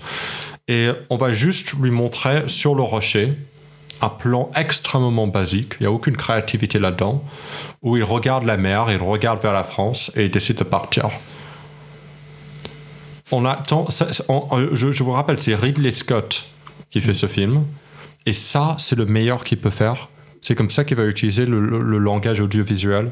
C'est pour lui, ça, c'est sa forme artistique. Mais il regarde l'horizon, tu comprends pas, il voit la mer. Voilà, c'est mes ennemis sont là-bas. Oh là là. Ah mais oui, c'est vrai. Il y a la guerre là-bas. Voilà, ouais. Et Rennes était sur la plage, vous l'avez pas vu. Ouais, c'est ça. Et il le dit explicitement. Genre, ça fait 3 mois que je suis sur ce rocher, je n'aime plus, je veux retourner. C'est vraiment du don't tell, don't show, putain, c'est les deux. Genre, c'est du tel bizarre. Don't show, yeah. Je pense j'aimerais bien terminer le débat, moi, sur un truc qui a juste fini de terminer le film pour moi, qui a achevé le film dans ma tête quand j'étais en train de le regarder. C'est à travers tout ce qu'on a dit depuis le début, le fait que il n'y a aucune emprise émotionnelle vis-à-vis de ce qu'on regarde. On ne sait pas de quoi on parle, on ne comprend pas le sens des personnages, on ne sait pas, c'est très accéléré, on va des grandes ellipses. Tout ça, moi, fait que quand je suis face aux scènes de bataille, donc je reconnais énormément de grandeur, donc je reconnais énormément d'ambition, et quand même la musique, l'ambiance, beaucoup de force. Ce sont, moi quand même, je dois avouer qu'elles ont vraiment de la gueule, je trouve, ces scènes de bataille. J'étais très content de les voir, j'attendais de les voir quand je voyais la bande-annonce, c'est pour ça que je voulais aussi venir les voir. Quand je suis devant ces grandes scènes de bataille là, je ressens rien, même je me fais chier. Je m'ennuie quand je suis en train de regarder ça, parce que j'ai aucune prise émotionnelle, parce que je suis en train de regarder cette espèce de reconstitution avec beaucoup de budget, que je trouve très jolie, mais auquel je n'ai pas cette implication. Et voir que je n'ai pas cette implication quand j'étais en salle, c'est moi ce qui a terminé d'achever le film. Je pense qu'on a fait un petit tour sympa. Ah oui, là, très sympa, oui. Très sympa. Bah écoutez, on a quand même pas mal parlé de réalité historique au cours de ce débat. C'était même un des sujets qui nous a le plus rapproché, dira-t-on. Bah à la base, je voulais justement qu'on parle de réalité historique dans cette partie question philo, mais j'ai l'impression qu'on a quand même déjà pas mal élaboré ça au milieu de notre débat. Donc, je vous propose qu'on s'en tienne là pour aujourd'hui. Yes. Du coup, on peut y aller. Est-ce que ça vous va ce que je vous propose du coup ? Bah allez, vamos. Let's do it. De toute façon, vous n'avez pas le choix. C'est moi qui Alors décide. non, parce que... Non, ok. Tanguy. Cette blague nulle. C'est bien. Du coup, voilà, on skip. Du coup, on passe à la troisième partie, aux recommandations. Très bien. Vous êtes parti, nouveau jingle. C'est pas vrai, il n'y a pas de jingle. Par rapport à un film, je rappelle, du coup, par rapport aux recommandations, chaque chroniqueur a totale carte blanche sur l'univers et le média qu'il veut recommander, à condition qu'il le justifie avec le thème de l'épisode. Et pour cette partie, c'est moi qui vais commencer avec un film que vous avez sûrement déjà vu, mais que je trouve particulièrement pertinent par rapport à Napoléon. C'est un film de Lorgos Lanthimos, La Favorite. Il est important de se faire de nouveaux amis, n'est-ce pas ? Vous êtes tellement belle. Cela suffit. Vous vous moquez de moi. Si j'étais un homme, je vous enlèverais. Vous êtes devenu proche d'Abigail. C'est une vipère. Vous êtes jalouse. Vous devez renvoyer Abigail. Je n'en ai pas envie. Allons tuer quelque chose. Et il y a Emma Stone. T'as du mépris pour elle ? Il y a quelque chose qui... Hein ? T'as un problème ? Allez, on y va. Lorgos Lanthimos, c'est un réalisateur qu'on va de plus en plus entendre parler au cours des prochaines années, déjà avec son prochain film Poor Things, avec également Emma Stone. C'est un réalisateur qui est quand même déjà assez connu par rapport à plusieurs films depuis quelques années, mais c'est avec La Favorite justement que Lorgos est devenu un réalisateur, disons, plus international. Avant, on l'avait plus connu pour La mise à mort du cerf sacré, pour Canine, pour The Lobster. Lobster, ouais. The Lobster, en effet, qui sont des films extrêmement psychés, extrêmement... comment on pourrait noter ça ? Si vous voulez voir un film inspiré, allez voir le film Un hibou de Axel Dos Santos, très inspiré. Non, dans mon film, je m'inspire d'un court-métrage de Lorgos Lanthimos qui s'appelle Nimic, mais c'est pas toute sa cinématographie. Mais pour dire quand même que c'est un réal qui a une patte, qui a vraiment un esthétique et qui est déjà, dans un point de vue, très intéressant. Je veux dire que c'est un auteur. Et que c'est avec... Oui, c'est le cas, c'est sûr, ça. Ça, c'est le cas. C'est quelqu'un qui a quelque chose à dire. Tu parlais de moi ou de... Ouais. C'est un auteur rencontre un autre. Et c'est quoi La Favorite ? Parce que vous l'avez sûrement déjà vu, parce qu'évidemment il a fait quand il est passé aux Oscars en 2018, il a fait beaucoup de bruit, déjà par rapport il a fait beaucoup de bruit, il l'a mis au goût du jour. Pour un petit rappel, du coup, La Favorite, c'est au début du XVIIIe siècle. C'est l'histoire de la reine Anna, donc la reine d'Angleterre, qui se cache dans son palais et ne répond pas aux demandes de son pays qui est en guerre. Et ça va être une bataille justement entre Emma Stone et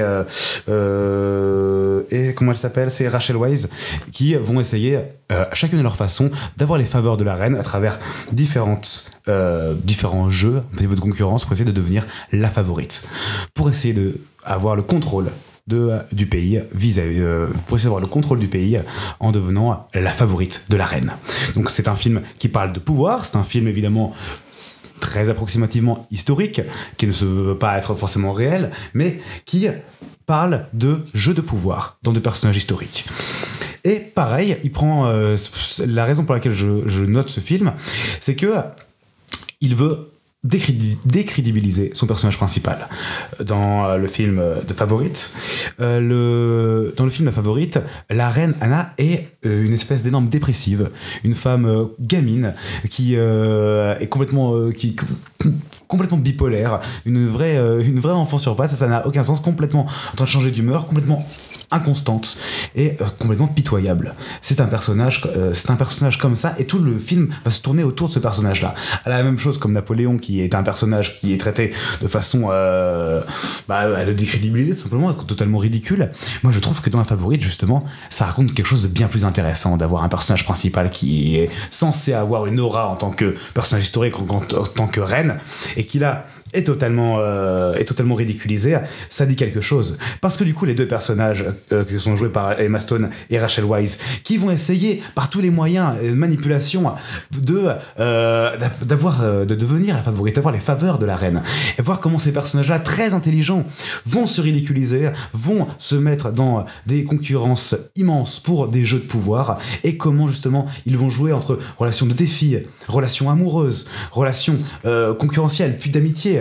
Et tout ça, je trouve que le film arrive à le rendre à la fois d'une froideur et en même temps d'une humanité que je trouve assez admirable et assez pessimiste tout de même, je dois le dire. Donc c'est un film qui reprend beaucoup de thèmes, je trouve, à Napoléon, c'est-à-dire le thème du jeu de puissance. Comment est-ce que nos relations intimes, amoureuses et nos propres faiblesses vont avoir un impact sur la puissance qui nous est attribuée en tant que personnage historique, de voir comment est-ce que on est dans ce jeu de puissance, à l'image de Napoléon et Joséphine, qui de cette relation frustrée va, selon Ridley Scott, en découler une espèce de soif de domination et une soif d'agrandissement de la France pour Napoléon, une espèce de complexe d'ego, si on en croit un petit peu les premières choses qu'on en voit en regardant Napoléon. Je trouve que c'est infiniment plus développé dans The Favorite, et que ce sont des thématiques qui à la fois sont plus drôles, sont plus fraîches, avec un point de vue qui est autant visuel que dans l'écriture, et qui a un vrai point de vue juste concret. Et surtout, c'est un film qui est extrêmement drôle, et c'est là où c'est une vraie victoire, c'est un film ou un film entièrement en huis clos, un film extrêmement drôle qui moi m'a plus fait rire, et j'ai passé un infiniment meilleur moment que devant Napoléon, malgré ces scènes de bataille démentielles. Bah merci Maxime. Mais je t'en prie mon gars. Je prends la place de narrateur finalement, parce qu'en fait quand j'ai dit merci Maxime, j'ai l'impression d'avoir été présentateur. Tu peux me rendre mon travail s'il te plaît? Je te rends ton travail dans 3, 2, 1, hop, c'est rendu. Cool, merci moi. Et voilà, donc déjà on va aller retourner le voir. Mon ami Olivier, je crois que toi, tu as un autre film à nous recommander.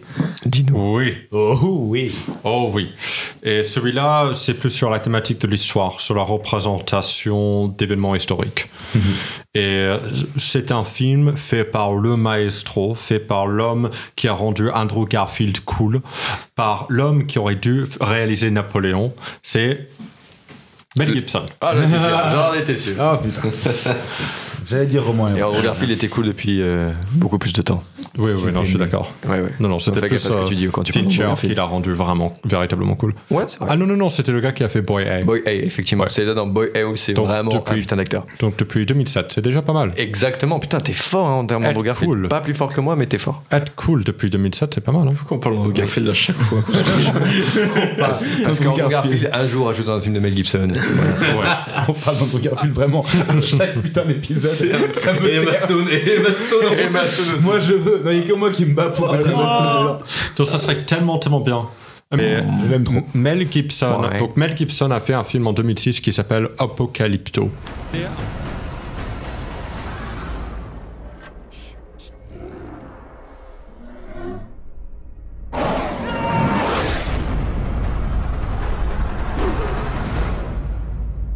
C'est un film historique qui est l'opposé de Napoléon sur beaucoup de différents points, dans le fond et dans la forme. Ceci est un film sur des gens qui... What the fuck are you laughing about? C'est juste la phrase des gens. C'est la phrase qui me fume, c'est tout. C'est un film historique sur des gens absolument inconnus et qui ne seront jamais connus. Ce sont des gens anonymes. Parce qu'ils sont dans les banlieues de la civilisation mayenne. Donc un jeune gars avec sa tribu qui vit avec sa femme enceinte et qui commence à avoir une vie de chasseur-cueilleur. Et un jour, le village se fait piller et attaquer par des Mayens.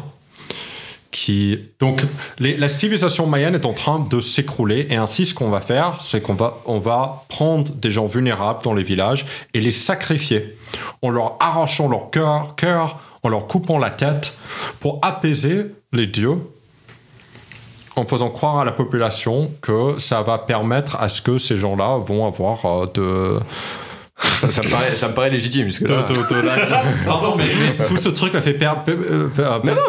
Moi, je t'écoute. Pour qu'ils puissent avoir de l'agriculture. Et donc, il y a énormément de symbolisme derrière ça, cette idée d'un État qui va trouver un bouc émissaire.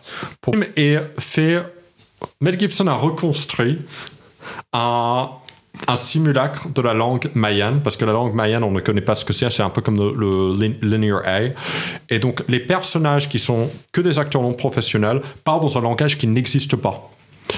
Ils sont véritablement dans la jungle. Ils sont on arrive à reconstituer une culture absolument fascinante et exotique qui fait en sorte que c'est une expérience visuelle somptueuse et extrêmement convaincante. C'est un de ces films où, quand tu le regardes, tu es transporté dans cette période. C'est l'opposé de Napoléon, encore une fois. L'authenticité est incroyable et c'est, je dirais, un des meilleurs films de survie que j'ai vu de ma vie. C'est ça, au lieu de suivre une énorme époque historique comme dans Napoléon où on va suivre des décennies, ce film se déroule en peut-être 2 jours. Et on va suivre un jeune garçon qui essaye de sauver sa femme et son enfant dans un massacre spirituel et viscéral. C'est vraiment... C'est un des films les plus intenses que j'ai vu de ma vie. C'était tellement intense que j'ai presque dû arrêter. Je ne rigole pas. Et je suis en train de le regarder sur un ordinateur. Donc j'imagine même pas ce que c'était sur un grand écran. Sur un grand écran, pardon. Et c'est du coup, en fait, par rapport à la réalité historique, là, vu qu'on n'a aucune vraiment preuve de cette époque-là, il a énormément de liberté, justement. C'est intéressant. Alors, on a beaucoup de preuves sur la Mésopotamie. Ok. Et il y a un segment qui se passe à la Mésopotamie et il n'y a aucun green screen. Ils ont littéralement reconstruit les temples. Et là, historiquement, ça a l'air d'être tellement réel. Tu es là. Genre, il n'y a pas du fake. C'est pas des personnages qui parlent en anglais, non, c'est vraiment it's real. Le reste, ça se passe dans la jungle. Donc c'est du Werner Herzog. Non mais vraiment, je ne sais pas si vous êtes au courant à quel point c'est difficile de tourner dans la jungle. Je n'ose pas imaginer. En plus en 35 mm, avec des acteurs non professionnels qui ne parlent pas anglais. Genre, c'est des gens, c'est des locaux. Et tout le monde est à poil. Tout le monde est à poil. Ça s'appelle un vlog, ça c'est même plus. Oui, c'est vrai. Et tu es convaincu par absolument tout.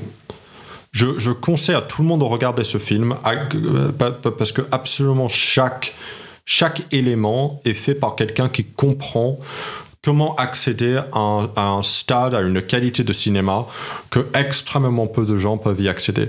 Mais faites attention, ce film est vraiment pas pour ceux qui ont... je ne sais pas quelle est l'expression, putain... un cœur sensible. Oui, exactement. Et les arraches des cœurs, quoi. Les enfants de moins de 12 ans. Oui, c'est vrai. C'est Rambo, en fait. C'est Rambo. Ouais. J'ai tellement plus de choses à dire, mais je vais arrêter là. On a perdu trop de temps parce que Axel est un débile. Bra, c'est gratuit. C'est gratuit, c'est moi qui monte, hein, j'enlève si je veux. Bon. Merci Olivier. Okay. Moi, je sais que j'aurais très envie de le voir. Voilà, je suis vraiment le faillot. Moi, je vais le voir d'abord ton film, ok. C'est pas vrai, donc, pour l'instant, j'en ai vu aucun. Et du coup, pour terminer, Tanguy. Eh ben alors écoutez, moi je vais pas partir sur une grande épopée historique. Non, par contre, je reviens. Attendez, je m'entends plus. Ah, ça y est, c'est bon. Ok. Tu fais quoi là? Tu me prends en photo?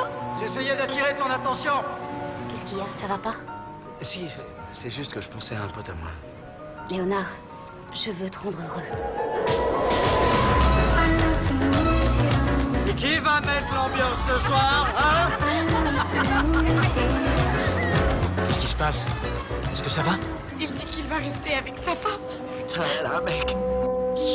De James Gray, je l'ai très mal prononcé je crois, mais c'est pas grave. James Gray. Et avec du coup Joaquin Phoenix, s'il vous plaît, par pitié. En fait, il sait parler anglais lui en fait. Avec Joaquin Phoenix, Gwyneth Paltrow et Vanessa Shaw, par pitié, il faut qu'on parte.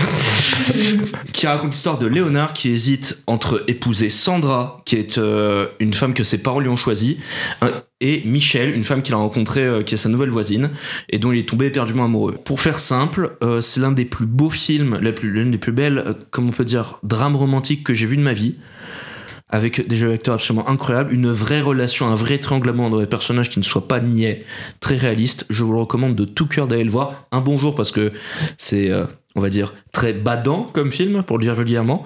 Mais voilà, en tout cas, si vous voulez voir Joaquin Phoenix dans un bon rôle et surtout une bonne histoire d'amour loin de ce qui a été montré dans Napoléon, eh bien vous pouvez y aller. Foncez. C'est James Gray. C'est bien. C'est ça. En fait, faites juste dire James Gray. Mesdames, on a terminé notre épisode sur Napoléon, ça y est, on l'a passé. Vous êtes contents? Oui. On va être déçus par le film, mais j'ai beaucoup aimé ce podcast. On a beaucoup apprécié faire cette critique ensemble. On a beaucoup apprécié passer un moment à en parler parce que finalement on a pas du tout aimé. Ouais, c'est vrai qu'on sait pas qu'en plus c'est même pas comme si on se voyait toutes les semaines à parler de films, quoi. Il y a pas de. C'est vrai, non, absolument pas. Nous ne sommes que des voix, nous n'existons que en audio. C'est ça. C'est vrai qu'il y a des gens qui nous ont jamais vus. Hein. Ça se trouve, on est juste des IA. Hein. Ouais. Peut-être un seul mec qui écrit vrai. tout avec des voix différentes. Oh putain, pas mal. Il serait un peu taré quand même, le frérot. Waouh. J'ai déjà essayé une. Non. On va créer des histoires de Legend autour d'Interséance. Allez, on va voir ça. Bon, en tout cas, si jamais ce podcast il va sortir sur absolument toutes les plateformes, suivez-nous sur Instagram si vous voulez vous tenir au courant de ce qu'on sort. On sort également plusieurs formats et on vous tient au courant dessus. On a également du coup les vidéos sur YouTube et sur toutes les plateformes de podcast. On va revenir le mois prochain pour un nouveau film à traiter. Likez, abonnez-vous, envoyez-nous une lettre recommandée par la poste et on vous fait en tout cas la bise. Est-ce qu'on fait la bise aux gens sur... Mais oui, on fait la bise. On fait la bise, on est en France. On fait la bise. Et ben les copains, on y va, à plus.